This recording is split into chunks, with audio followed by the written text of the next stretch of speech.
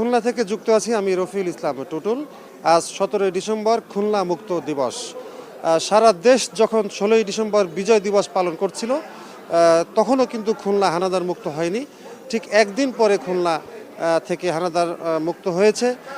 এটি একটি বর্তমান প্রজন্মে যারা আছে তাদের জন্য কিন্তু একটি কৌতূহলের বিষয়, কেন 16 ডিসেম্বর খুলনা মুক্ত হতে পারেনি, এই বিষয়টি আমরা এখন জানার চেষ্টা করব। আমাদের সাথে এখন যুক্ত আছেন খুলনার বীর মুক্তিযোদ্ধা, বাংলাদেশ মুক্তিযোদ্ধা সংসদ খুলনা সংসদ মহানগর ইউনিটের আহ্বায়ক এবং খুলনার সাবেক মেয়র, খুলনা সিটি কর্পোরেশনের সাবেক মেয়র মনিরুজ্জামান মনি।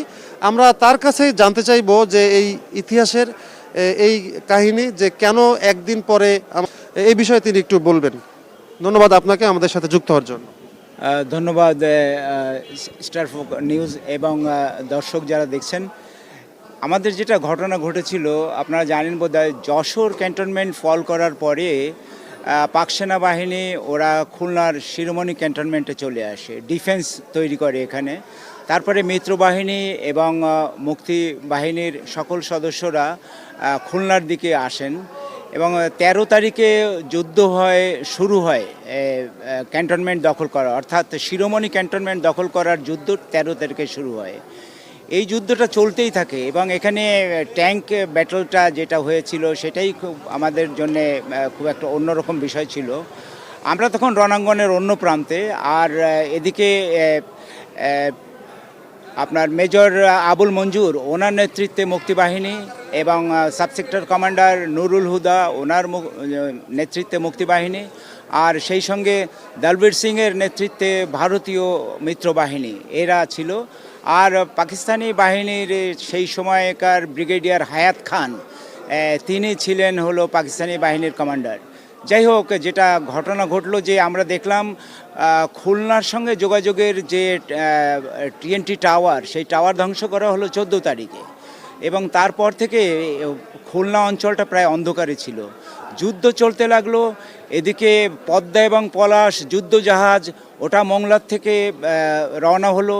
এই যুদ্ধজাহাজটা মেরিন কমান্ডো, যারা নৌ কমান্ডো, তারাই নিয়ে আসছিলেন খুলনার দিকে এবং সেই যুদ্ধজাহাজ ধ্বংস হয়ে গেল রূপসা নদীতে। আমরা তখন যুদ্ধ করছিলাম বর্তমান যে খুলনা বিশ্ববিদ্যালয় আছে বটিয়াঘাটায়, ওই বিশ্ববিদ্যালয়ে সেই সময় ছিল পূর্ব পাকিস্তান বেতার খুলনা কেন্দ্র এবং ওখানে পাকিস্তানি আর্মিদের একটা ডিফেন্স ছিল এবং সেই ডিফেন্সের এগেনস্টে আমরা ওখানে লড়াই করছিলাম এবং সেই লড়াইটা আমাদের 15 তারিখে আমরা আক্রমণ করলাম, 16 তারিখে চললো এবং 16 তারিখে রাত্রিবেলায় আমরা নিশ্চিত হলাম যে তারা সারেন্ডার করছে। ঘটনা হলো 16 তারিখে ইতিমধ্যে ঢাকা সারেন্ডার করেছে, সেটা সব জানাজানি হয়ে গেল রেডিওতে। কিন্তু খুলনার হায়াত খান তিনি এবং তার সঙ্গে অন্যান্য যারা কমান্ডিং অফিসার ছিলেন, তারা এই যুদ্ধটা কন্টিনিউ করলেন 16 তারিখে সন্ধ্যা পর্যন্ত এবং তারপরে তারা নিশ্চিত হলেন এবং সিদ্ধান্ত নিলেন সারেন্ডার করার জন্য। সে কারণেই সারেন্ডার অনুষ্ঠানটা 17 তারিখে সকাল বেলায় হওয়ার কথা ছিল, কিন্তু গড়িয়ে এটা দুপুর 11:55 খুলনা সার্কিট হাউস ময়দানে সারেন্ডার অনুষ্ঠান হলো, যেখানে দলবীর সিংয়ের হাতে ব্রিগেডিয়ার হায়াত খান তার ব্যাচ, বেল্ট এবং রিভলভার তুলে দিলেন। এভাবে সারেন্ডার অনুষ্ঠানটা হলো এবং তারপরই মুক্তিবাহিনীর নেতারা এবং নৌবাহিনীর মেরিন কমান্ডোর যে আমাদের নেতা ছিলেন গাজী রহমতুল্লাহ দাদু, ওনার নেতৃত্বে এখানে পতাকা উত্তোলন হলো খুলনা সার্কিট হাউস ময়দানে। এভাবেই আমরা খুলনাকে মুক্ত করলাম। তাহলে কি একদিন পরে হলো, এটা কি এভাবে বলা যাবে যে যিনি এখানে কমান্ডার ছিলেন পাকিস্তান বাহিনীর, তিনি কি বিশ্বাস করতে পারছিলেন না, নাকি তিনি চেষ্টা করে যাচ্ছিলেন সর্বশেষ কতটা ধরে রাখা যায়? এক্স্যাক্টলি, আমার মনে হয় এটা যারা যোদ্ধা, প্রফেশনাল মার্চেন্টের যোদ্ধা, তাদের তো এই ধরনের একটা মনোভাব থাকেই এবং তারা মনে করছিলেন যে ঠিক আছে, আমরা যতক্ষণ পারি লড়াই চালিয়ে যাব। কিন্তু ইতিমধ্যে যে সারা দেশ স্বাধীন হয়েছে, এইটা আসলে তারা মেনে নিতে পারছিলেন না। যাই হোক, সেটা পরের দিন তারা এটা স্বীকার করলেন এবং সারেন্ডারটা হলো। আমরা জানি যে আপনি সহ এই অঞ্চলে যারা মুক্তিযোদ্ধা ছিলেন তাদের ভূমিকা, তাদের যে কার্যক্রম, আপনি মানে একেবারে যদি আমরা সরাসরি জানতে চাই যে ওই 2 দিন আপনার কি অবস্থান ছিল বা আপনার কি ভূমিকা ছিল? বাংলাদেশ লিবারেশন ফোর্সের সদস্য হিসেবে আমরা আসছিলাম দক্ষিণ দিক থেকে, অর্থাৎ বটিয়াঘাটা থেকে আমরা আসছিলাম খুলনার দিকে, এবং আমরা 13 তারিখে ওখানে সমবেত হই।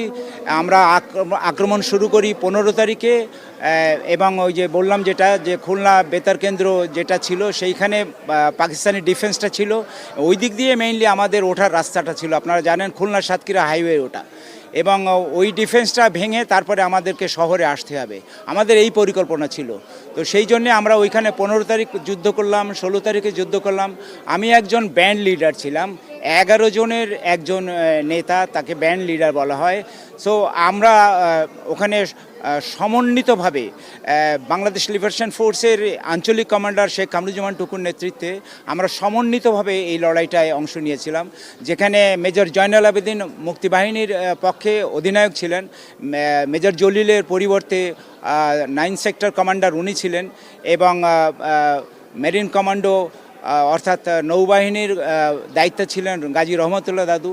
এই সম্মিলিত মুক্তিযোদ্ধাদের একটা মানে ফরওয়ার্ড মার্চ হচ্ছিল, এইটা আমরা সম্পন্ন করতে চাচ্ছিলাম 16 তারিখেই, কিন্তু পাকিস্তানি ডিফেন্সটা আসলে খুব স্ট্রং ছিল, যে কারণে ওরা সারেন্ডার না করা পর্যন্ত, অর্থাৎ ওদের যে গোলাগুলি এটা এমনভাবে চলছিল যে আমরা ওর ভিতর দিয়ে বেরোতে পারছিলাম না। সে কারণে ওরা সারেন্ডার করার পরপরই আমরা শহরে চলে আসি 17 তারিখ সকালে।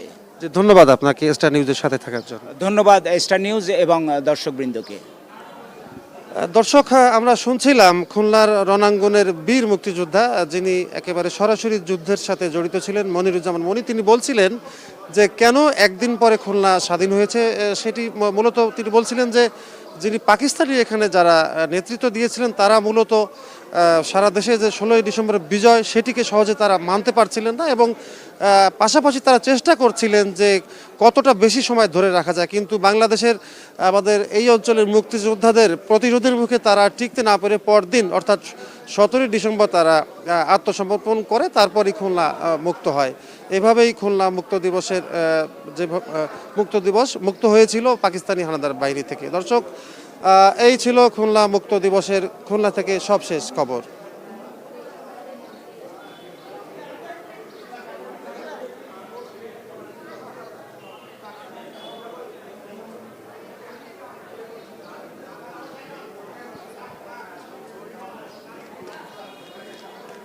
ঠিক আছে ভাই।